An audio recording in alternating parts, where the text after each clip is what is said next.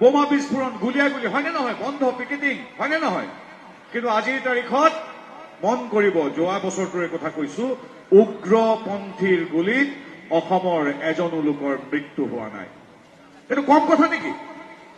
কেৱল আমাৰ অৰুণোদয়, নিযুত মইনা আঁচনি, ঘৰটো, আমাৰ অন্ন, এইবিলাক সেৱা আগবঢ়োৱাই নহয়, আজিৰ তাৰিখত আমি সুৰক্ষিত। কেৱল মানুহেই নহয়, কাজিৰঙাৰ গড়কেইটাও আজিৰ তাৰিখত সুৰক্ষিত। বিগত এটা বছৰে এটাও গড়ৰ মৃত্যু হোৱা নাই চোৰাং চিকাৰীৰ হাতত। এই কথাবিলাক সৰু কথা নেকি? যিখন ৰাজ্য চৰকাৰে বা হিমন্ত বিশ্ব শৰ্মাৰ নেতৃত্বাধীন চৰকাৰখনে মানুহ, জীৱকুল সকলোৰে সুৰক্ষাৰ লগতে বাট পথ, আলি পদূলি, শিক্ষা দীক্ষা সকলোবিলাক কৰি গৈছে, লগতে কৰি গৈছে আমাৰ ভকত বৈষ্ণৱসকললৈ সেৱা, লগতে কৰি গৈছে অসমীয়া আধ্যাত্মিকতাবাদ, সংস্কৃতি, জনগোষ্ঠীয় চিন্তা চৰ্চা পৰম্পৰা সকলোৰ প্ৰতি সেৱা।